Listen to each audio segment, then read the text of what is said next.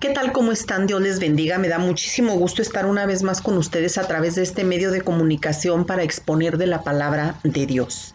Queremos darle gracias al Señor, como siempre, por esta oportunidad que tenemos que a través de este canal podamos estar exponiendo clases, como la que vamos a exponer en esta ocasión, que es Una casa para todos, parte número 2.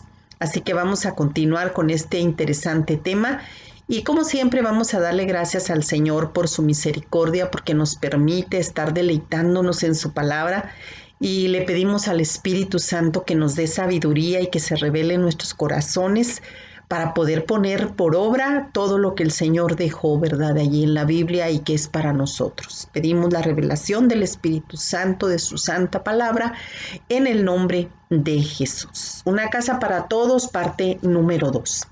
Haciendo un poquito de historia, ¿verdad? Nosotros estábamos comentando en la clase anterior, Una casa para todos, parte 1, cómo Dios estableció el tabernáculo en medio del desierto, cuando sacó de esclavitud al pueblo de Israel.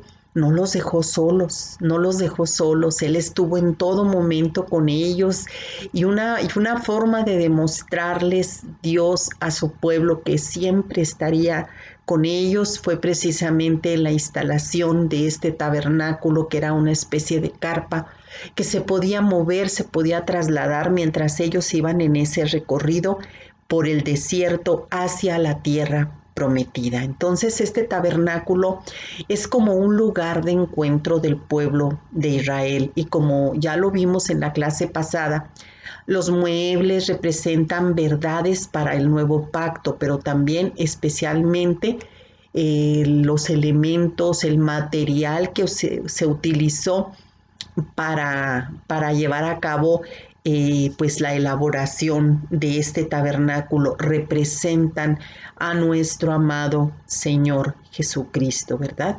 Dijimos que pues el tabernáculo estaba conformado prácticamente en 3 partes. Dijimos que era el atrio donde se llevaban a cabo los sacrificios de los animales para que los israelitas que llevaban sus animalitos, bueno, con la sangre de aquel animal sacrificado, ellos podían redimirse de sus pecados. Eso sucedía allí en el atrio, en la entrada.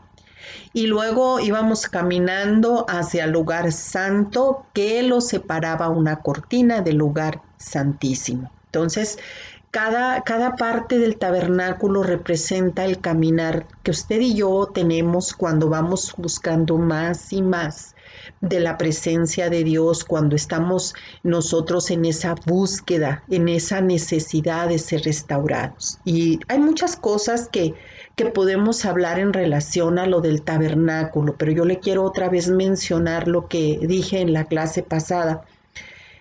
Antes de entrar al atrio había una puerta que era muy bajita, una puerta muy bajita, ancha.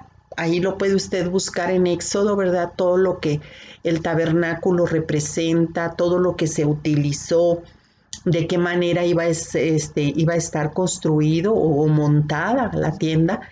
Todo eso lo puede usted encontrar, le repito, en el libro de Éxodo. Entonces, al entrar al atrio, antes de entrar al atrio estaba una puerta ancha, bajita.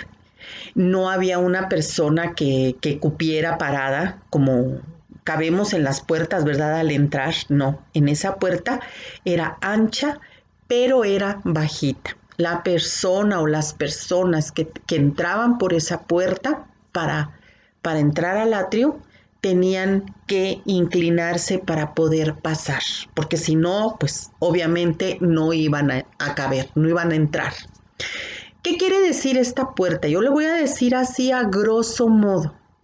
Es tan hermoso el estudio del tabernáculo, pero es muy profundo.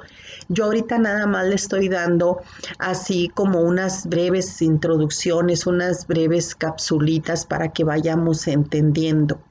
Esta puerta representa lo primero que el ser humano tiene que mostrar cuando viene a los pies de Dios, a los pies de Jesucristo. Tiene que presentar algo que nos cuesta mucho trabajo a usted y a mí, que es humildad. El agacharse para entrar por esa puerta significa que nosotros, delante de un Dios que es santo y que es perfecto y que es misericordioso, tenemos que humillarnos delante de Él. La anchura de la puerta representa que todos podemos venir, todos cabemos, ¿sí? Pero tenemos que hacerlo con una actitud de humildad. Por eso es que tenían que agacharse para poder entrar a ofrecer su sacrificio para la redención, para el perdón de sus pecados. Entonces, así usted y yo, cuando venimos a los pies de Jesucristo, tenemos que hacerlo de una manera humilde. Hay lugar para todos. Esa puerta ancha quiere decir que todos los que quieran pueden venir a los pies del Señor, pero ojo, en actitud de humildad. Ya el ofrecimiento de sacrificios, de víctimas allí en el altar de bronce, ahí donde se llevaban a cabo los sacrificios de estos animales, representa, ¿verdad?, que nosotros tenemos que aceptar que debe de haber un sacrificio, debe de haber un derramamiento de sangre para que nuestros pecados sean perdonados. Y esto ya lo hizo Jesucristo. Nosotros ya no tenemos que ofrecerle a Dios ningún animal, no tenemos ya la necesidad de andarnos esforzando en hacer sacrificios como muchas personas que creen que todavía ahorita en estos tiempos todavía pueden hacer, no sé, cosas que representen un sacrificio para agradar a Dios. Eso ya ni por accidente lo piense, eso ya no es necesario. Jesús ya fue el Cordero de Dios que quita el pecado del mundo, fue el último sacrificio que la humanidad le ofreció a Dios, la persona de nuestro Señor Jesucristo. Y como dice la palabra de Dios, si la sangre de aquellos animales te limpiaban del pecado por un tiempo, imagínate la sangre preciosa de nuestro Señor Jesucristo nos limpia de todo lo que nosotras traemos, hombres y mujeres, todo lo que traemos, todo lo que hemos hecho y que se ha quedado en lo profundo de nuestro corazón. Entonces ya no tenemos usted y yo ninguna necesidad de ofrecerle a Dios ningún sacrificio, ¿verdad? Porque Jesús ya hizo todo. Dijimos que eso se llevaba a cabo allí en el altar de bronce y luego los sacerdotes que ofrecían ese tipo de sacrificios. Allí había otro objeto muy importante que era un lavacro o una fuente donde el sacerdote se lavaba las manos y se lavaba los pies para poder ofrecer ese sacrificio. Nosotros en nuestro caminar con el Señor tenemos que estarnos limpiando continuamente en ese caminar, hasta el último día que usted y yo vivamos sobre esta tierra. Esa fuente, ese lavacro que estaba en el atrio, representa la palabra de Dios, representa el Espíritu Santo, que es el que nos convence de pecado, y la palabra de Dios, conforme usted y yo nos vamos metiendo más y más a las Escrituras, nos vamos dando cuenta de nuestra condición tan miserable que tenemos delante de un Dios que es santo y que es perfecto. Todo esto tenía que ocurrir allí en el atrio, todo. En el lugar santo ya era un lugar exclusivo para los sacerdotes. La palabra de Dios dice que cuando usted y yo recibimos a Jesús, somos hijos de Dios, hemos sido aceptados por Dios como sus hijos. Mucha gente tiene un falso concepto de que todos somos hijos de Dios. No.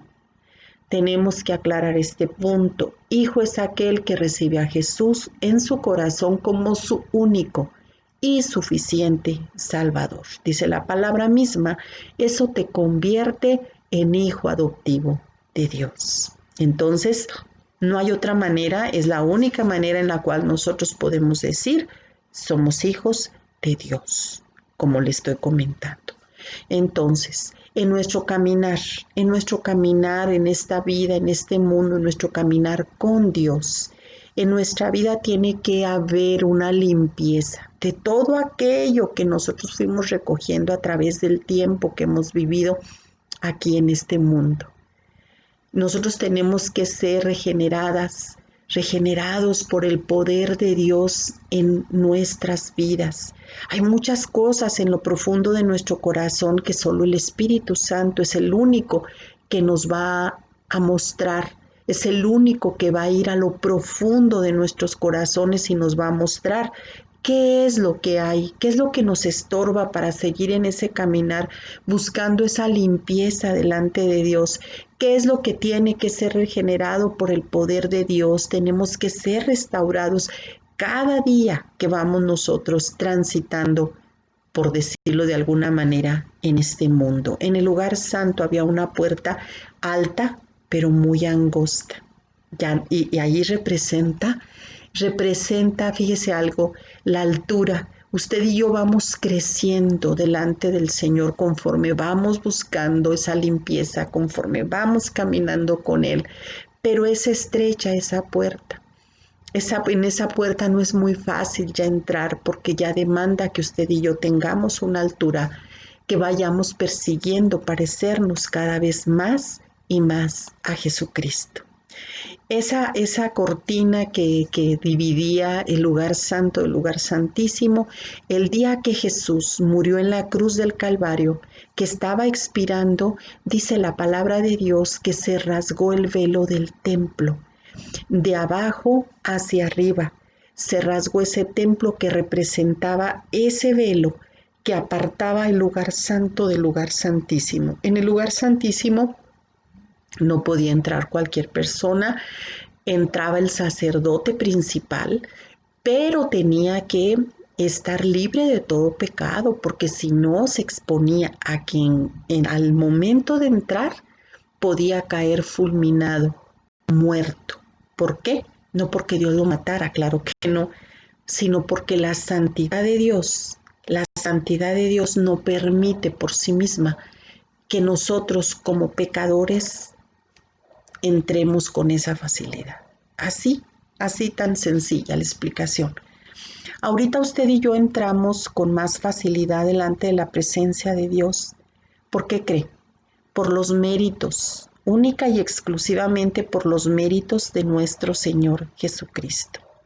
Si usted y yo no tenemos la salvación que Jesús nos da, haga de cuenta que el Señor ni siquiera nos ve para acabar pronto. ¿Por qué? Porque Él es un Dios santo y perfecto. Si en aquel tiempo el sacerdote que no estaba libre de pecados no podía entrar al lugar santísimo porque caía fulminado, muerto por la santidad que imperaba en ese lugar, nosotros hoy en día es lo mismo. Nosotros no podemos estar delante de un Dios que es santo y que es perfecto porque tenemos muchos pecados, muchos defectos usted y yo. Pero gracias a los méritos de nuestro Señor Jesucristo, al derramamiento de su sangre en esa cruz, nosotros somos vistos por Dios a través de la sangre de su Hijo Jesucristo.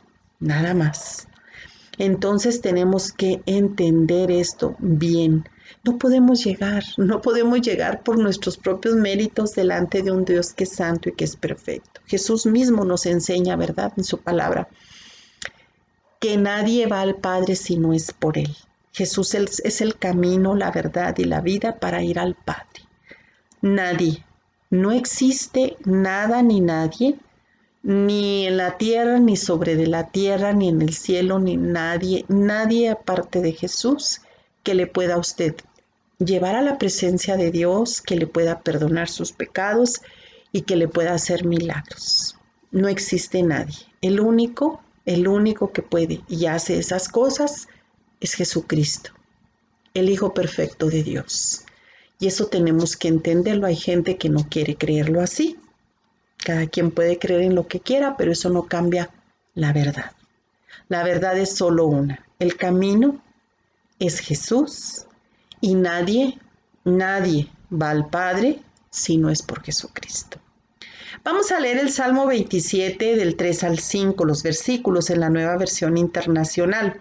Aunque un ejército poderoso me rodee, mi corazón no temerá. Aunque me ataquen, permaneceré confiado. Lo único que le pido al Señor, lo que más anhelo, es vivir en la casa del Señor todos los días de mi vida, deleitándome en la perfección del Señor y meditando dentro de su templo. pues Él me ocultará allí cuando vengan dificultades, me esconderá en su santuario, me pondrá en una roca alta donde nadie me alcanzará. Este es un salmo muy bonito, el 27, que el rey David escribió. David, hablando en un lenguaje, como lo vemos, de guerra, expresa que sobre todas las cosas, más que el poder militar de un ejército, el estar en la presencia de Dios es un refugio para nuestra vida en medio de la dificultad. Nosotros, en medio de las crisis, aún en medio de esta situación tan rara que estamos viviendo como es esta pandemia, nosotros tenemos que correr a la presencia de Dios. Ahí se nos terminan los temores, se nos termina la preocupación, la depresión, todo lo que esta pandemia ha venido originando en muchísima gente que tiene temor a enfermarse, que tiene miedo a morir, etcétera. Bueno, pues aquí David nos invita para que nosotros acudamos confiadamente hasta el trono de la gracia, ¿verdad? Cuando David, el rey, apenas iniciaba en su reinado, lo primero que hizo fue traer el arca del pacto a la ciudad de Jerusalén. Pero en el primer intento, después de que el arca había estado en casa de Abinadab por 20 años, ocurrió un incidente. El arca se iba a caer. Así que Usa, el hijo de Abinadab, la detuvo y en ese instante murió, ya que era prohibido tocar el arca. Usa lo sabía, había vivido 20 años con el arca en su casa, pero ¿qué fue lo que pasó entonces? Que se acostumbró y perdió el asombro. Aquí nosotros estamos hablando de un evento que mucha gente, sobre todo los incrédulos, se preguntan cómo un Dios de amor es capaz de quitarle la vida a alguien así de esta manera, como fue el caso de Usa, que él lo que hizo fue detener el arca para que no se cayera y cayó muerto. No es que Dios le haya quitado la vida, lo que comentábamos hace unos momentos, ¿verdad? El sacerdote que entraba al lugar santísimo, si no estaba libre de pecados, allí caía fulminado por el poder, por la perfección, por la santidad de Dios, no que Dios le quitara la vida. En el caso de Usa ocurrió algo igual. Él sabía que no podía tocar el arca que representaba la presencia de Dios. Esta arca tenía una cobertura de oro, ¿verdad? Esta era una especie de caja cubierta de oro que se llamaba el arca del pacto, donde moraba la presencia manifiesta de Dios antes de venir Jesús.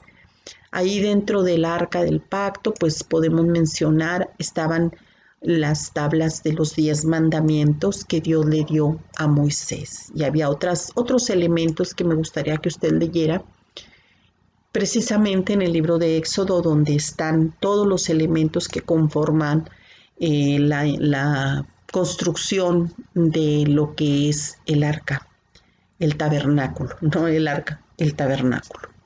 Entonces, David, él estaba anhelando de que el arca estuviera con ellos y la hizo llevar, ¿verdad? Estaba en manos de los filisteos. Todo esto es una historia, ¿por qué? Porque acuérdese que hemos comentado en otras clases que el pueblo de Israel no obedeció lo que Dios le dijo desde el momento que los llevó a esa tierra prometida, que no hicieran alianzas con otros pueblos, que los echaran de los territorios que Dios ya les había dado y no hicieron caso. Perdón. ¿Qué fue lo que pasó?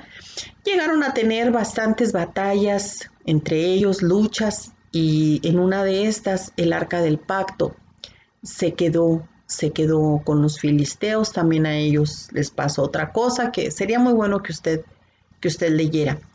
Aquí Usa vio que se iba a caer el arca y la detuvo. Para trasladar el arca del pacto tenía que haber una ceremonia especial. Solo los sacerdotes podían trasladar el arca del pacto. En los 4 extremos, como era una caja cubierta con oro, tenía como una especie de argollas por donde metían unos palos los sacerdotes y se los colocaban en los hombros para poderla trasladar. O sea, ellos tampoco la tocaban.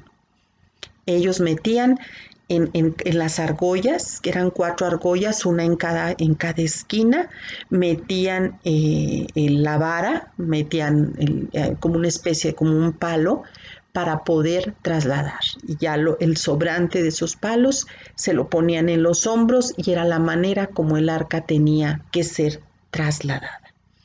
Este hombre pues se acostumbró, o sea, a lo mejor pensó, pues si yo viví o tuve tanto tiempo ahí en mi casa, 20 años el arca del pacto, pues yo creo que no va a pasar absolutamente nada. Usted y yo muchas veces podemos pensar de igual manera que usa. Yo ya tengo muchos años, dice mucha gente, yo la he oído, a mí me lo han dicho. Yo ya tengo muchos años en el Evangelio. A mí me lo han comentado personas que dicen que ya se la saben de todas.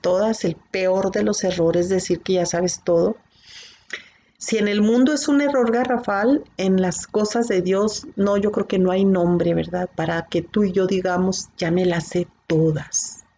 Ya me sé la Biblia al revés y al derecho. Eso es lo peor, que no se te ocurra jamás decir eso.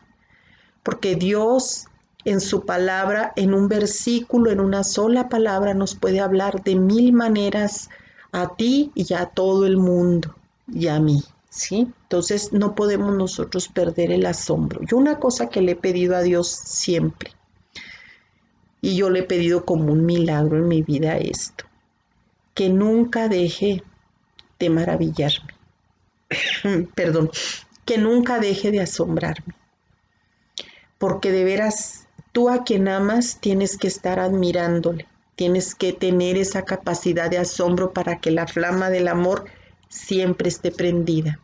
Entonces con Dios no podemos nosotros perder el asombro, no podemos decir, no, pues ya me sé todo.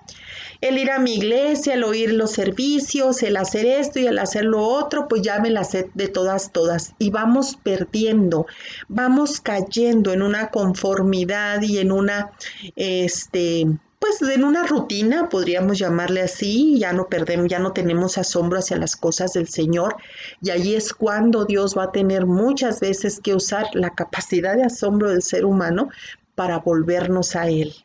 Y sabes que muchas de esas veces Dios tiene que usar pruebas tremendas para poder manifestar su poder y que tú realmente puedas tener asombro en las cosas divinas. Entonces yo creo que tenemos que pedirle al Espíritu Santo que no perdamos nunca el asombro del Señor y cada vez estar dispuestas a aprender, a que Dios nos enseñe a través de su palabra, a través de líderes, a través de personas que Dios usa para su servicio en el reino de Dios, para mostrarnos de tanta riqueza tan hermosa que dejó en su palabra para nosotros. No podemos ni debemos perder esa capacidad de asombro. Te repito, yo he escuchado y de veras he visto cómo pasan los años y esas personas terminan por apartarse de Dios y terminan por estar mal de la mente, porque el enemigo trabaja en la mente. En una ocasión una mujer me decía, ella, estábamos platicando en una plática normal y hasta me dijo, no, ahorita vamos a platicar normal, no vamos a ministrarnos. También una persona que ya conocía de la palabra de Dios de muchos años. Yo la empecé a mirar cuando empezamos a platicar, yo la empecé a mirar que sus ojos se llenaron de lágrimas cuando se refirió a su mamá porque ella traía un resentimiento muy fuerte contra su madre. Y yo le pregunté, yo ni siquiera la iba a ministrar, o sea, yo le dije que si ella ya había perdonado a su madre, y dijo, no, dijo, yo ya traté todo eso, ya tuve en otro tiempo ayuda, consejería, etcétera, o sea, rápidamente ella se escudó. Vamos a seguir platicando de otra cosa, me dijo. Y no, pues no vamos a ministrarnos. Y esa señora, yo la vi con mucho dolor en su corazón, porque en ese tiempo tenía poco que mi madre había fallecido y ella me estaba preguntando, ¿verdad?, que cómo me sentía. Me invitó a tomar un café y todo, y pues resultó que ella traía muchos resentimientos en contra de la madre, pero me puso un alto, me dijo que no quería ser ministrada, que porque ella ya conocía de la palabra de Dios y que ella ya le habían ayudado y total de que seguía en las mismas con mucho resentimiento. Pasaron años, pasaron aproximadamente 13 años y yo la volví a ver y me da mucha tristeza verla porque ella ya anda metida en otras cosas de la nueva era, esta persona, ¿verdad? Ya habla ella de agrupaciones no gubernamentales que se dedican, pues de cierta manera, a brindar ayuda a la sociedad, pero fuera completamente, por supuesto que fuera completamente de la palabra de Dios, ya con otros recursos, con otras herramientas que nada tienen que ver con Dios y que se levantan en contra del conocimiento de la palabra de Dios. Entonces te digo que si nosotros llegamos a perder el asombro, si nosotros llegamos a acostumbrarnos ya a no querer que Dios siga tratando con nuestras emociones, con todo lo que traemos dentro de nuestra vida, vamos a terminar por apartarnos para siempre y terminar pues en la locura, ¿verdad? Prácticamente, porque te repito una vez más, el enemigo trabaja muy bien en la mente. Entonces, cuidado, nosotros jamás debemos de perder el asombro hacia las cosas del Señor. No perdamos el asombro del increíble privilegio de poder conectarnos pues a través de la oración, a través de la palabra de Dios, que vamos a la iglesia para adorar al Señor, aprendemos todos juntos, ¿verdad? En su momento. Al rato estaremos reuniéndonos otra vez, ¿verdad? Como iglesia, después de que pase todo esto de la pandemia. Nosotros tenemos que estar siempre en una continua adoración y en una búsqueda y en un asombro con el Señor. Hay tantas cosas por las cuales nosotros podemos asombrarnos de Dios. Yo siempre estoy asombrada. A mí siempre me muestra cosas en las cuales me asombra. Y hoy en la mañana, ¿verdad? Ahorita que estoy grabando esta clase, hoy en la mañana me estaba acordando de una persona que me dejó asombrada porque es una persona con tantas cosas desde hace ya casi 40 años. Y el otro día que hicimos una oración, una persona y yo hicimos una oración por ella, me dijo que nunca se había sentido como se sintió, ¿verdad? Con esa libertad después de haber experimentado durante tantos años tantas cosas tan tremendas en su vida. Entonces, pues vamos a ser como David, ¿verdad? Vamos a adorarle a Dios y vamos a decir, gracias Señor, no necesariamente tienen que ser milagros en mí, sino milagros a lo mejor en otras personas, milagros en tu familia, cosas que te muestre el Señor y que tú tienes que tener esa capacidad de asombro. David fue un hombre que tuvo muchos defectos, igual que tú y que yo. Fue asesino, tuvo problemas de perversión sexual, ya ves que cayó en adulterio, pero aún así Dios le amó porque veía la profundidad de su corazón. Si nos vamos a la segunda de Samuel, capítulo 6, versículos 14 al 20, aquí nos podemos dar por enterados de que vestido tan solo con un efod de lino, David se puso a bailar ante el Señor con gran entusiasmo, así que entre porras y al son de cuernos de carnero como son los chofars, David y todo el pueblo de Israel llevaban el arca del Señor. Sucedió que al entrar el arca del Señor a la ciudad de David, Mical, hija de Saúl, se asomó a la ventana, era la esposa del rey David, y cuando vio al rey David que estaba saltando y bailando delante del Señor, sintió por él un profundo desprecio. El arca del Señor fue llevada a la tienda de campaña que David le había preparado. La instalaron en su sitio y David ofreció holocausto y sacrificios de comunión en presencia del Señor Todopoderoso. Y a cada uno de los israelitas que estaban allí congregados, que eran toda una multitud de hombres y mujeres, les repartió pan, una torta de dátiles y una torta de uvas pasas. Después de eso, todos regresaron a sus casas. Cuando volvió David para bendecir a su familia, Mical, la hija de Saúl, le salió al encuentro y le reprochó y le dijo, ¿qué distinguido se ha visto hoy el rey de Israel? Desnudándose como un cualquiera en presencia de las esclavas de sus oficiales. Fíjese nada más, la esposa de David reclamándole al rey David que por qué andaba bailando de esa manera delante de las esclavas. Mical, la hija de Saúl, para empezar, nunca fue una esposa apropiada para David, ¿verdad? Ella pertenecía a la familia de Saúl. Hay que recordar que Saúl pues siempre tuvo celos y quiso matar a David, ¿verdad? Nunca dio muestra de fe en el Dios de Israel, Saúl. Ya hemos hablado también en otras clases en relación de este hombre que traía un espíritu de rechazo tremendo. En la primera de Samuel 19:13 se indica que Mical, yo le estoy dando un poquito de introducción de quién era Mical, la esposa de David. Allí se indicaba en esta parte, en la primera de Samuel 19:13, que ella adoraba ídolos. David no la tomó por esposa por dirección del Señor. La ganó, así, porque sí, realmente la ganó al matar al gigante Goliat. Y al cumplir esos homicidas deseos o requisitos impuestos por Saúl. O sea, no había amor, la verdad.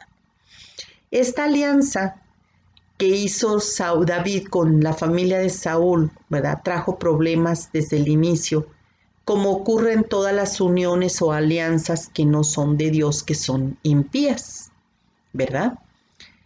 El conflicto entre David y Saúl era una ilustración de la batalla entre la carne y el espíritu, y el que David se uniera a Mical significaba someterse a la carne. Requiere poca imaginación ver que Mical menospreció a su esposo. Sin duda, su actitud de pecado había estado creciendo durante años en su interior. Estaba resentida por haberse casado con el escudero de su padre, como premio por la victoria y porque David tenía otras esposas, las cuales fueron escogidas después de que ella se casó con David. Su padre murió de forma vergonzosa y su enemigo ahora reinaba victoriosamente sobre todo Israel, ¿verdad? Por supuesto, debajo de todas estas razones yace la razón básica. Esta mujer Mical era una incrédula que no comprendía ni apreciaba las cosas del Señor. Quería que David mostrara su investidura real, porque él era el rey, ¿verdad? Que la mostrara con gran pompa y con ceremonias, ¿verdad? Pero él prefirió tomar su lugar con el pueblo y glorificar a Dios. O sea, a David no le importaba hacer lo que su esposa tenía deseos de verlo, ¿verdad? Que fuera un hombre arrogante, porque era el rey, ¿no? Él decidió adorar y danzar delante del Señor porque David nunca perdió el asombro del Señor, aun y cuando, fíjese a quién se estaba enfrentando, a la esposa. Por lo general, siempre el enemigo Satanás tiene una Mical que nos sale al encuentro cada vez que usted y yo nos estamos regocijando en el Señor. Así que cuidado con esa Mical que se nos puede presentar. Usted y yo nacimos para adorar a Dios y tenemos que hacerlo cuando así lo sintamos. ¿Cuáles cosas del día a día comúnmente, es una pregunta, nos roban la prioridad de adorar a Dios y conectarnos con Él? ¿Qué es lo que nos hace perder ese tiempo? A veces queremos estar en adoración, queremos escuchar alabanzas y queremos decirle, Señor, pues tengo ganas de adorarte, de alabarte, pero tengo que hacer esto, tengo que hacer aquello. ¿Qué es lo que nos roban esa prioridad de adorar a Dios y conectarnos con Él?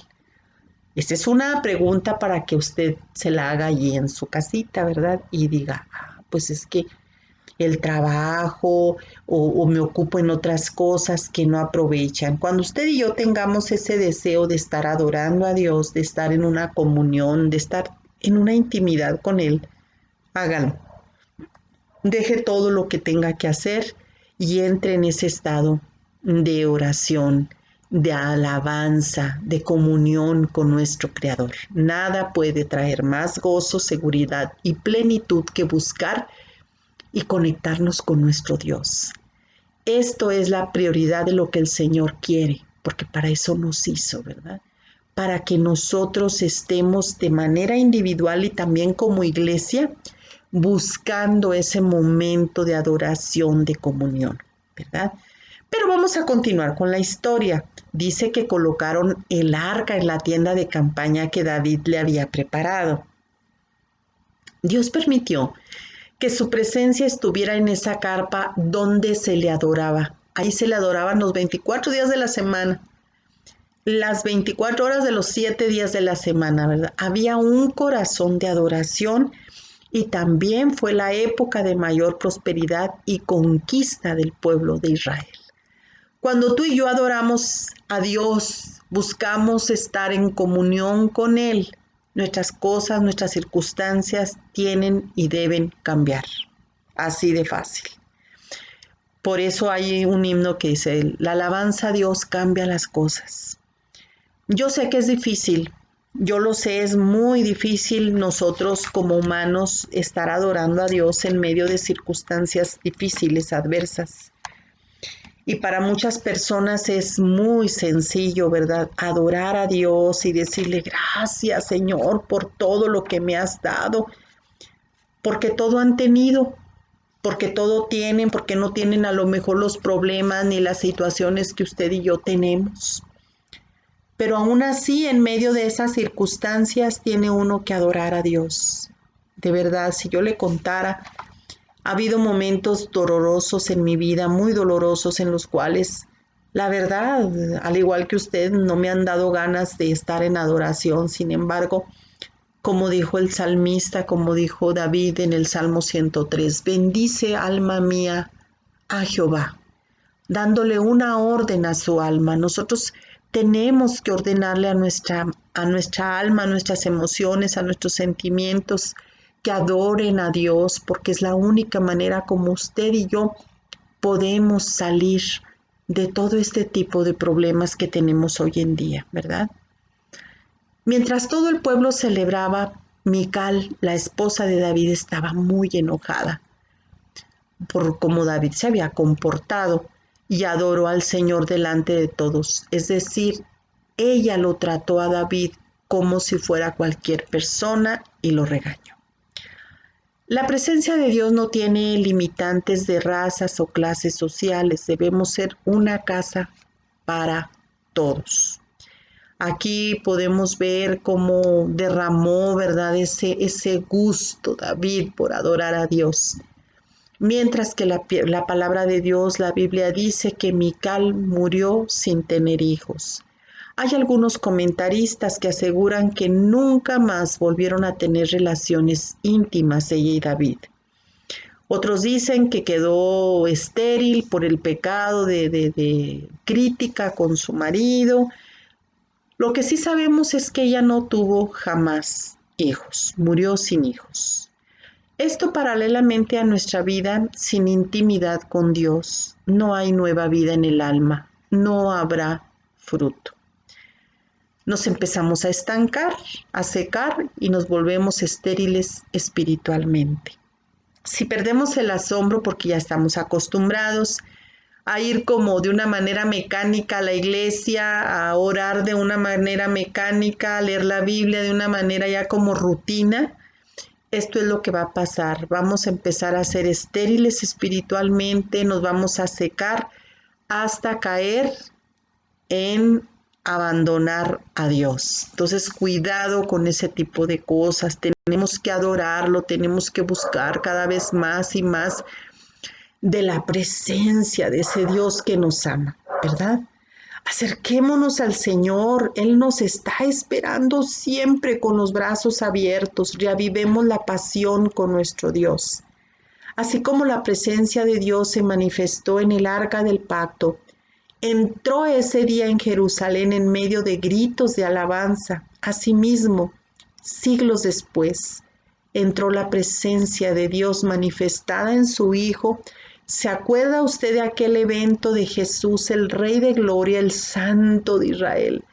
Entró montado en un burro en Jerusalén. Y la gente emocionada arrancaba las ramas de los árboles y decía, Hosana, Hosana, bendito el que viene en el nombre del Señor. Claro que después a los 3 días estaban ya diciendo crucifíquenle, ¿verdad? Pero por lo pronto se volcaron en una adoración, porque había mucha necesidad de parte del pueblo de Israel. de querer ser libres, pero ellos no entendían que la libertad la iban a obtener de manera espiritual.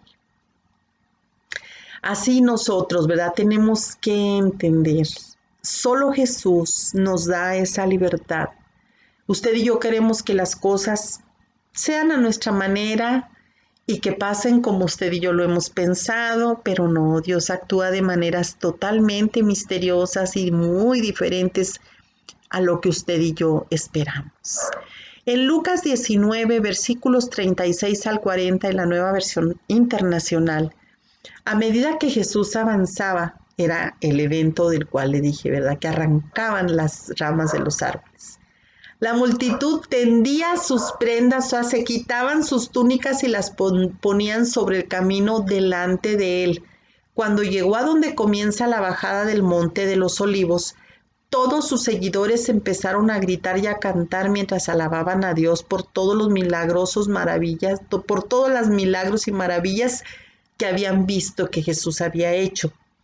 Bendiciones al Rey que viene en el nombre del Señor, paz en el cielo y gloria en el cielo más alto. Algunos de los fariseos que estaban entre la multitud decían, Maestro, reprende a tus seguidores por decir esas cosas. Jesús les respondió, si yo los callo, aún las piedras a lo largo del camino se pondrán a aclamar. Solo Jesús es digno de ser alabado. Y quiero que decirle algo bien importante. Usted y yo fuimos creadas para adorar. Y cuando adoramos, cumplimos con ese principal propósito. Y de ahí podremos vivir todos los demás, ¿verdad? Con mayor plenitud. Y si nosotros no lo adoramos, Él buscará a alguien más que lo haga, inclusive hasta las piedras. No obliguemos a hacer que Dios ponga las piedras a cantar y adorar, sino que nosotros tenemos que adorarlo con todo nuestro corazón.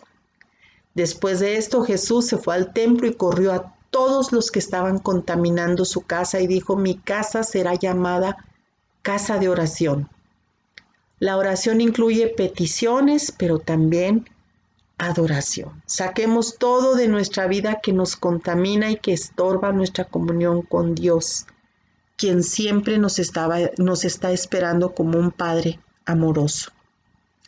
La palabra de Dios es muy clara y dice, ¿verdad? Que si nosotros reverenciábamos, le teníamos respeto y amor a nuestros padres, bueno, la mayoría de los seres humanos, ¿verdad? Le tienen amor a sus padres. Yo no puedo decir exactamente lo mismo porque yo no viví con mi padre de cerca. Yo no puedo experimentar así un amor que qué bárbaro, ¿verdad? Porque no vivimos los dos, o sea, yo no tuve la figura paterna, no que no lo haya conocido, ¿verdad? Muy pequeña, unas 2, 3 veces, ya cuando era un adolescente, pues sí, pero usted sabe que el amor tiene que cultivarse, todo eso, entonces la mayoría de las personas, yo oigo amigas, a muchas amigas que dicen, ay, es que yo amo tanto a mi padre y que esto y que aquello, y sí se les nota, que aman muchísimo a sus padres. Y así como estas personas, así como la mayoría de los seres humanos aman tanto a su padre, estoy hablando del padre, pues, y que lo honran no por lo que les dé, no por lo que pues, les tenga que estar dando regalos o haciendo esto, haciendo aquello para que lo amen y lo honren.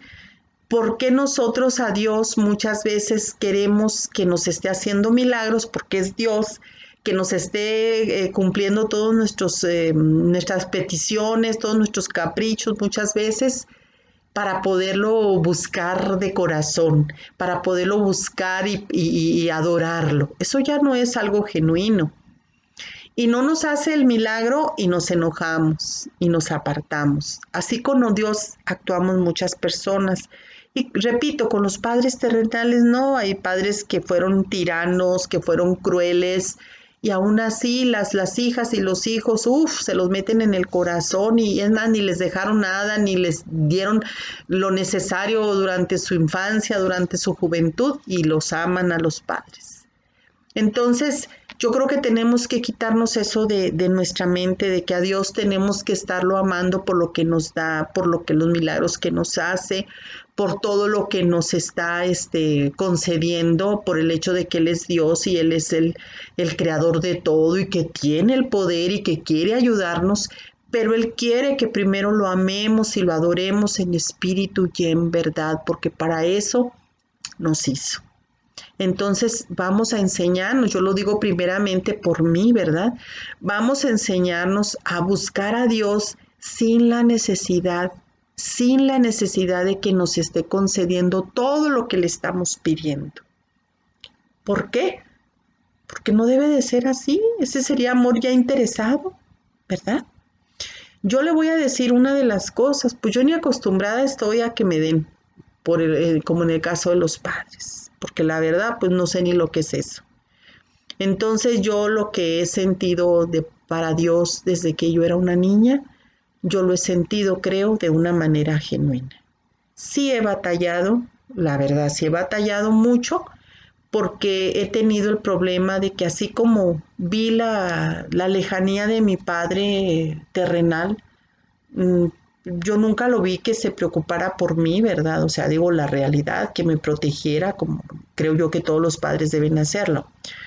Pero me ha costado durante la mayor parte de mi vida adaptarme a un Dios que sí me ama y que no es igual que mi padre terrenal, que no fue igual ni que será igual que mi padre terrenal, pero me acostumbré a verlo como alguien distante, como alguien lejano, como alguien que no le preocupaban o que no le preocuparon mis cosas. Así yo lo llegué a ver a Dios.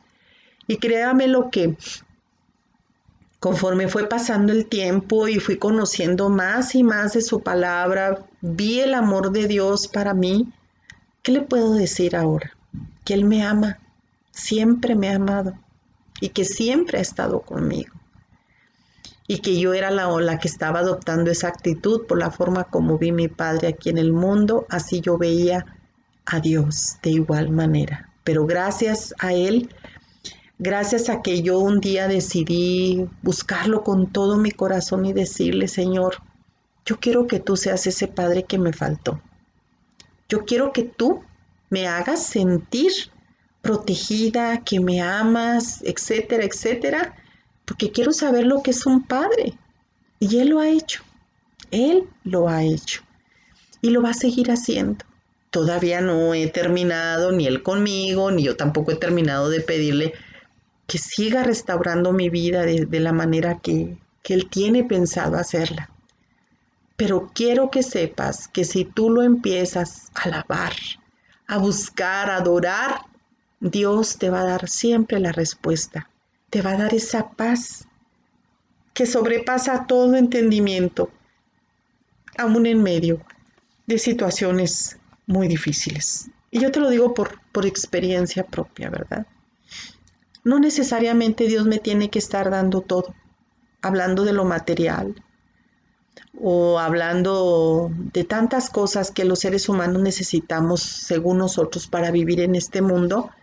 Sin embargo, sé que Dios me ama y que Él está conmigo y que Él en su justo tiempo y en el momento que Él así lo quiera, Él puede hacer grandes maravillas. Mientras, le digo, Señor, ¿qué me quieres enseñar con cada prueba que estoy viviendo? Con cada situación. El hecho de que tú y yo seamos hijas e hijos de Dios no quiere decir que no vamos a pasar situaciones difíciles. Claro que no, sería una mentira, ¿verdad? Si yo te dijera que vienes al Señor y que ya todo va a estar como un cuento de Walt Disney, claro que no. Por supuesto que no. Pero las cosas las pasa uno con Dios. Así como el pueblo de Israel pasó ese desierto solamente por el milagro tan grande que Dios hizo en ellos. Siempre estar allí, en medio de su pueblo. Vamos a darle gracias a Dios en esta ocasión por esta palabra tan maravillosa que nos dio. Gracias, Padre, te damos por esta palabra tan hermosa. Te pedimos que tu Espíritu Santo nos siga redarguyendo, nos siga convenciendo cada vez más y más de pecados, de todo aquello que nos estorba, que nos impide adorarte y alabarte y glorificarte, Señor, como solo tú te mereces. Te damos gracias, Señor Jesucristo, porque por tus méritos, por esa muerte en la cruz, Señor, por esa muerte, por ese derramamiento de sangre, es que ahora yo puedo, Señor, entrar con esa confianza plena de que el Señor Dios Todopoderoso, el Dios maravilloso que hizo los cielos, la tierra, los mares, todo lo que en ella y fuera de ella hay, Señor, me pueda escuchar, porque no me ve por mis méritos, que no tengo ninguno, sino que me ve por los méritos de Jesús. Yo te doy gracias y te pido, Señor, que a cada persona que está viendo esta clase, Señor, que tiene esta oportunidad de verla, que toque sus corazones, Padre, y que se enamoren de ti, Dios, porque no hay cosa más maravillosa que estar enamorada de ti, que tenemos que alabarte, que glorificarte, Señor, por todo lo que tú eres, por lo que ya hiciste, Padre. Gracias, Señor, porque me amaste, Señor, desde que yo era pecadora, una persona despreciable, Señor. Tú me has dado, Señor, me has dado ese amor, me has dado ese privilegio de ser llamada tu hija. Gracias, Señor, gracias, Espíritu Santo, y gracias, Jesús. Gracias y nos estaremos viendo en la próxima clase. Dios te bendiga.